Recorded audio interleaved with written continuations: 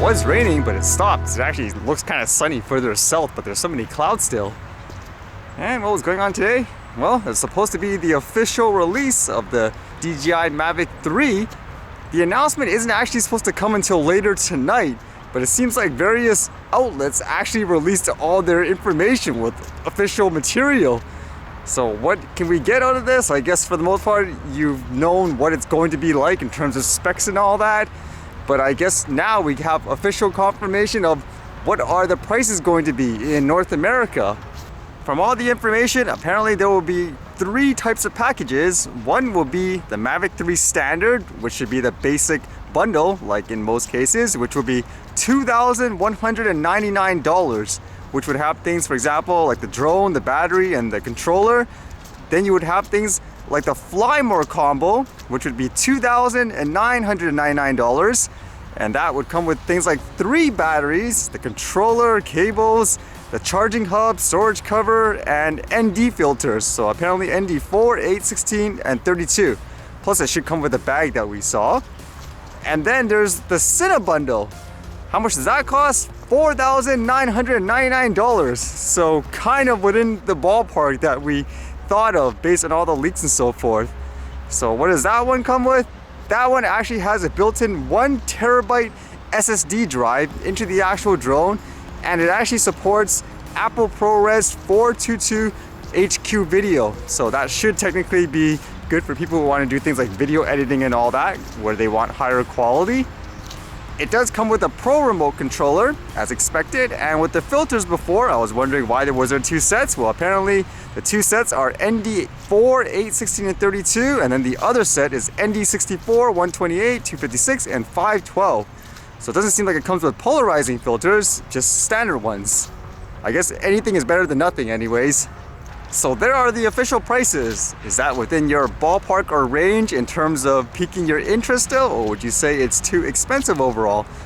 One factor I would imagine will most likely happen as well, because it has in the past many times, where when they release a new drone product like DJI, there's usually a lot of, I guess, missing features or bugs when it comes to things like their app. So I wouldn't be surprised if that's the case again. I guess with new drones, this one was kind of interesting, where it dealt with a story of a modified drone, and people were concerned they were actually trying to use it, I guess, for bad things. This one says, memo, drone at PA electric substation was first to specifically target energy infrastructure. It's still unclear who was responsible for operating the drone. So they say here the July 2020 incident is the first known case of a modified unmanned aircraft system likely being used in the United States to specifically target energy infrastructure, states the October 28th memo from the FBI Department of Homeland Security and the National Counterterrorism Center. That statement is based on a review of drone incidents dating back to 2017. No damage was done to electricity supply or equipment, according to the memo. So you can see basically what the picture looks like. What would you say that is? Maybe a modified Mavic, funny enough. And they say in their description here, modified UAS with tether and copper wire. It says whoever modified the drone likely tried to create a short circuit to cause damage to transformers or distribution lines based on the design and recovery location. The intelligence memo says the drone appeared to be heavily worn, indicating it was flown previously and was modified for this single flight. So would that make people concerned now in terms of people modifying a consumer drone and using it potentially like in these ways? I think like everything, it's a tool. People will use it for good and bad, correct?